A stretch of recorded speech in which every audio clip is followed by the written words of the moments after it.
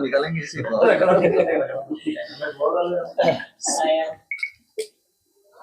सभी आज सभी पत्रकार बंधुओं और सभी आपके चैनलों के माध्यम से संसदीय क्षेत्र बांसवाड़ा डूंगरपुर और साथ ही पूरे राजस्थान की जनता को मेरी ओर से खूब खूब धन्यवाद। और क्योंकि हमें बहुत कम समय में भारत आदिवासी पार्टी को एक राज्य पार्टी का दर्जा मिला है, इसमें आप सभी का, आपके चैनलों का भी और इस क्षेत्र की जनता का बहुत बड़ा योगदान रहा है। हम आप सबके और सारी जनता का आभारी हैं। पुनः सभी को बधाई देना चाहूंगा। आज भारत आदिवासी पार्टी के पदाधिकारी और जनप्रतिनिधियों द्वारा जो प्रेस कॉन्फ्रेंस की जा रही है, इसका मुख्य वजह यह है कि वर्तमान के अंदर जिस तरह से डबल इंजन की सरकार फेल होती जा रही है, हम पूरे राजस्थान की बात करें या विशेषकर हम संसदीय क्षेत्र डूंगरपुर बांसवाड़ा की बात करें, यहाँ पर जिस तरह से सरकार की जो योजना है जो गरीब तक पहुंचनी चाहिए वो नहीं पहुंच पा रही है। भ्रष्टाचार इतना तेजी से बढ़ गया है यहाँ पर, और अधिकारी कर्मचारी लगाने में जिस तरह से भेदभाव हो रहा है और अधिकारी कर्मचारी लगाने में जो पैसों का खेल हो रहा है, उस वजह से वर्तमान समय के अंदर आम जनता योजनाओं का लाभ लेने के लिए तरस रही है। और किसी भी दफ्तर में जाए, हर दफ्तर में बिना पैसे के काम नहीं हो रहा है, बहुत तेजी से भ्रष्टाचार बढ़ा है। इन समस्त मुद्दों को लेके आज पार्टी की तरफ से प्रेस कॉन्फ्रेंस की जा रही है। पहला मुद्दा हमारा यह है कि डूंगरपुर जिले के अंदर आज पुलिस विभाग के अंदर जिस तरह से भेदभाव किया जा रहा है, 16 से 17 थाने हैं और उसमें एकमात्र थानेदार एसटी का लगाया हुआ है, एकमात्र। 18 से 20 के आसपास चौकियां हैं, इन चौकियों में 3 से 4 चौकी प्रभारी एसटी के लगा रखे हैं, वो भी बिल्कुल ठंडे बस्ते वाली चौकियों पे। एक गृह विभाग हमारे राजस्थान के मुख्यमंत्री जी के पास है और गृह विभाग के तहत इस तरह से आदेश हो रहे हैं, एक तरफ तो आके आदिवासियों के हित की बात करके जा रहे हैं, दूसरी तरफ आदिवासी अधिकारी कर्मचारियों को नहीं लगाने का डायरेक्शन देके जा रहे हैं। आदिवासी समुदाय या रिजर्व कैटेगरी या गरीब तबके का वोट तो चाहिए, लेकिन जब गरीब तबके का या आदिवासी या दलित कोई समुदाय से अधिकारी बन रहा है तो उसको थानेदार या चौकी इंचार्ज गृह विभाग में नहीं लगाया जा रहा है। इसके पीछे मेन रीजन ये है कि यहाँ पर कई अवैध धंधे चल रहे हैं।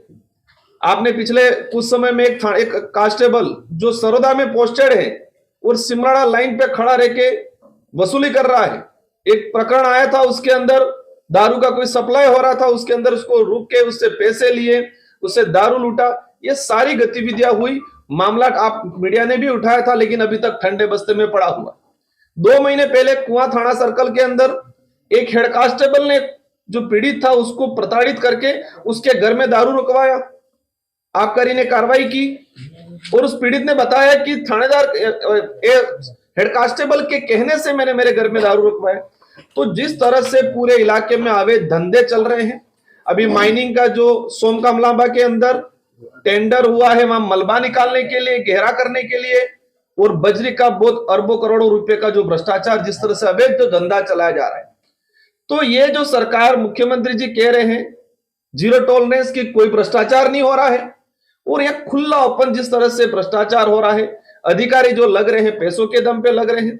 अब आदिवासी समुदाय या दलित पिछड़ा जो व्यक्ति जिनके पास पैसा नहीं है वो कहाँ थानेदार लगेगा? तो हम खुला आरोप लगाते हैं कि वर्तमान सरकार ने या आदिवासी समुदाय या दलित पिछड़े वर्ग के व्यक्तियों को, अधिकारियों को नजरअंदाज करने का काम किया है। सेकंड नंबर पे ये विकास की बात करते हैं। आप सबकी जानकारी में होगा कड़ना प्रोजेक्ट, और हमारे डूंगरपुर जिले के लिए सबसे बड़ा प्रोजेक्ट 886 करोड़ का पिछली सरकार में हमने सैंक्शन करवाया। उस प्रोजेक्ट का टेंडर हुआ, सरकार चेंज हुई और वर्तमान सरकार ने टेंडर हो गया, वर्क ऑर्डर नहीं दे रही। तो ये विकास विरोधी सरकार की तरह काम कर रही है। ये इतना बड़ा प्रोजेक्ट उन्होंने वर्तमान में रोक रखा है। तो जिस तरह से उन्होंने ये वर्तमान में जो माहौल बना रखा है, और जो केंद्र सरकार में आज हम लोग डिमांड रखेंगे, जो हमारा रेलवे का प्रोजेक्ट 2012 से शुरू हुआ है, लेकिन आज तक कोई इसका ठिकाना नहीं है। मैंने कई बार लोकसभा में इसकी बात को उठाया है, मंत्री जी ने ठंडे बस्ते वाला जवाब दिया है। उसको लेकर जरूरत पड़े आने वाले समय में हम लोग पुरजोर तरीके से आवाज उठाएंगे और वंदे भारत का जो एक है, लेकिन हमारे डूंगरपुर जिला मुख्यालय है, यहाँ पर उन्होंने स्टेशन नहीं दिया है।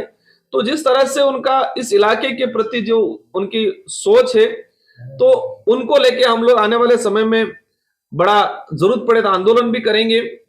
एक मुद्दा टीएडी विभाग का, टीएडी के हमारे मिनिस्टर यहां से हैं, लेकिन पिछले 2 से 3 महीने हो गए स्वच्छ परियोजना से द्वारा संचालित माँबाड़ी के अंदर पोषाहार नहीं मिल रहा है।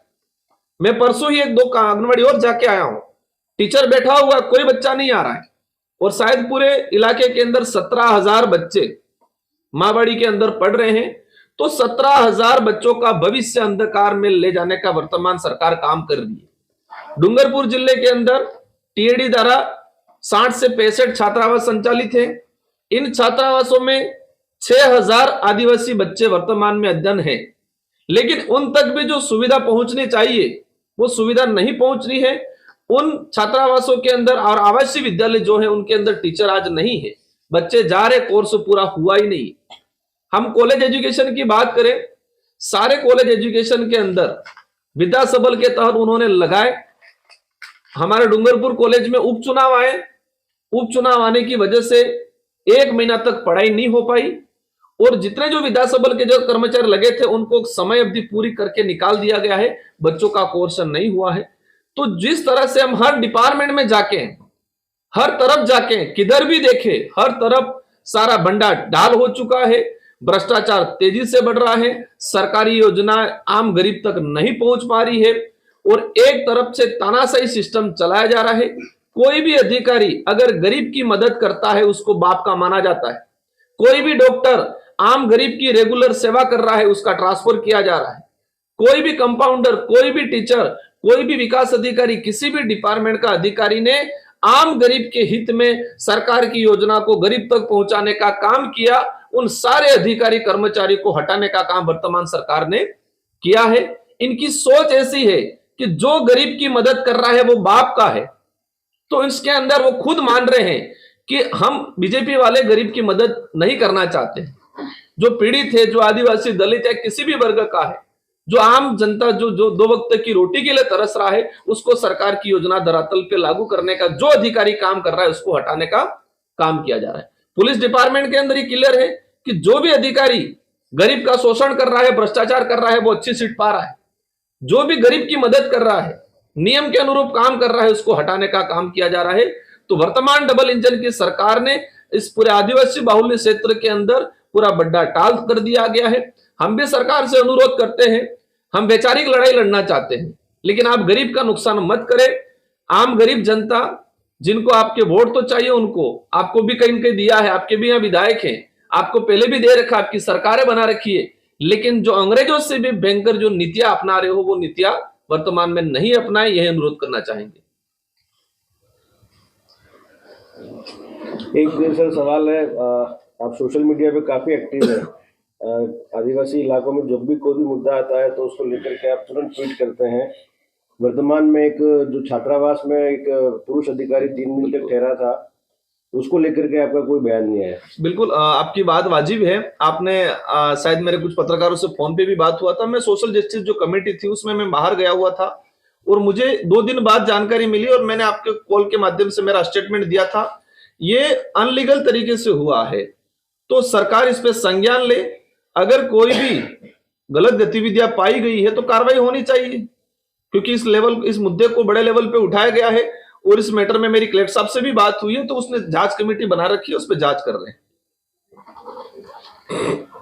हाल ही में भी राजस्थान के अंदर 31 जनवरी से राजस्थान विधानसभा चलेगी और इस बार हम लोग विधानसभा के अंदर जो अनुसूचित क्षेत्र है, शिक्षा व्यवस्था पूरी तरह से चरमरा गई है, उसको लेकर हम लोग बात करने जाएंगे। जहां पर हम लोग सोचते हैं कि शिक्षा मजबूत होगी तो देश मजबूत होगा, शिक्षा मजबूत होगी तो समाज मजबूत होगा। ऐसे में आदिवासी इलाके के अंदर सरकारें आई गई लेकिन उनकी ओर ध्यान नहीं दिया गया। आज स्थिति ये है, 80% पद व्याख्याताओं के खाली पड़े हैं और वरिष्ठ अध्यापकों के पद खाली पड़े हैं। जहां 20 लोग होने चाहिए एक विद्यालय के अंदर, वहां मात्र 8-9 लोग मिलेंगे। तो आखिर कैसे आदिवासी बच्चा पढ़ेगा, आगे आएगा? और ऐसे वक्त में सरकारें कई योजना बना रही जो विद्यालय चल रहे थे उसको मर्ज करने की तर्ज पर ले जा रही है। तो हमारे आदिवासी बच्चों का भविष्य कहाँ जाएगा और किस तरीके से वो आगे बढ़ेगा, तो ये सोचने का विषय है। साथ साथ में मूलभूत भौतिक सुविधाएं जो होनी चाहिए। आज बारिश के समय सारी स्कूलों में छतों पे पानी टपकता मिलेगा, कमरे नहीं है बैठने के लिए, कई लोग पेड़ों के नीचे पढ़ाई करते हैं। तो ऐसे वक्त में इनका जो टैलेंट है वो बाहर कैसे आएगा, शिक्षा नहीं होगी तो आगे भारत का भविष्य कैसे रहेगा और ये समाज में बेहतर व्यक्तित्व कैसे बनेगा। साथ साथ में ये भी कहना चाहूंगा कि जो वर्तमान सरकार है चिकित्सा व्यवस्था में पूरी तरह से चरमरा गई है। आज की तारीख में जो लोग बेहतर कार्य करते हैं वो नहीं रहे और आज जो किसान पेट भरता है अन्न उगाकर, उस किसान को खाद की लाइन में घंटों घंटों लगना पड़ता है। सुबह टिफिन में रोटी लेकर एक खाद के कट्टे के लिए इतना बड़ा कालाबाजारी इस खाद के मामले में हुई, लेकिन सरकार अंधी बहरी गूंगी हो जाती है इस मामलों के अंदर और कोई भी ध्यान देने लायक और ध्यान नहीं देता है। तो आखिर किसान की ये पीड़ा, एक नौजवान की पीड़ा, शिक्षा के क्षेत्र में जो भविष्य है उनकी पीड़ा कौन सुनेगा। सरकार हमेशा हितैषी बनती है और कहती है आदिवासी का वोट लेती है, लेकिन जब बारी आदिवासी को देने की आती है तो मुंह मोड़ लेती है। तो हमारी ये पीड़ा है जो इस बार राजस्थान का सदन चलेगा तो पुरजोर तरीके से हम मांग रखेंगे। साथ में हमारे इलाके के अंदर आदिवासी क्षेत्र की भाषा, संस्कृति और रीति रिवाजों से जो लोग वाकिफ हैं, उन अधिकारियों ने बड़ी मेहनत से अधिकारी पद हासिल किया है, उन सबको अलग अलग विभागों में बाहर भेज दिया जाता है। वो अगर अपनी ईमानदारी से काम करते हैं, लेकिन बाहर से लोगों को यहाँ लाया जाता है और महंगी फीस भर भर के ट्रांसफर करा के हमारे क्षेत्र में आते हैं और यहाँ पर पैसा ऐड कर वापिस वहां जाते हैं उस इलाके के अंदर। आखिर ये कब तक और क्यों चलेगा? आखिर ये सरकार आदिवासियों के साथ में क्या सोचती है? क्या आदिवासियों के साथ में हीन भावनाएं रखती है? आखिर ये सरकार, भजनलाल सरकार, क्या आदिवासियों के विकास की बात करती है? आदिवासी क्षेत्र में शिक्षा व्यवस्था को मजबूत करने की बात करेगी? अगर नहीं करती है तो इस बार जो राजस्थान विधानसभा का सदन चलेगा, हम लोग पुरजोर तरीके से इस बात का विरोध करेंगे। वो बात किसान की हो, नौजवान की हो, बात आम मजदूर की हो, वो बात किसी की भी हो, हम लोग पुरजोर तरीके से उस मांग को उठाएंगे। बारी को मेरी ओर से खूब खूब धन्यवाद जोहर, आपका अमूल्य समय निकाल के यहाँ पे आए इसके लिए। आज जहाँ तक डबल इंजन की सरकार की बात करें, भाजपा की बात करें, आज मेरे टॉपिक जो मेरी पार्टी की तरफ से मिला गया है बिजली पे। आज गाँव में और ग्रामीण में बिजली के लिए काफ़ी सारे किसान परेशान हैं, सही समय पे बिजली उपलब्ध नहीं होती है। आज वास्तविक किसानों को 6 घंटे से 7 घंटे बिजली आवश्यकता है, लेकिन इस जगह पे 1 घंटे 2 घंटे बड़ी मुश्किल से बिजली दी जाती है और उसमें भी कटौती की जाती है। और जहाँ पे आईएन और एसी को फ़ोन करके हमारे द्वारा पूछा जाता है तो वो बताते हैं कि ऊपर से ही कटौती है और मेंटेनेंस हो रहा है। तो कहीं न कहीं मैं ये भाजपा सरकार को कहना चाह रहा हूँ कि इस पिछले 1 साल से बिजली को काफ़ी सारी दिक्कतें आ रही है और कहीं न कहीं इससे किसान काफ़ी परेशान हैं और विशेष करके गाँवों में किसान परेशान है। तो मैं यही चाहूँगा कि इसको बिजली को अंदर सुधार लिया जाए। और छात्रवृत्ति का मुद्दा विशेष करके चल रहा है।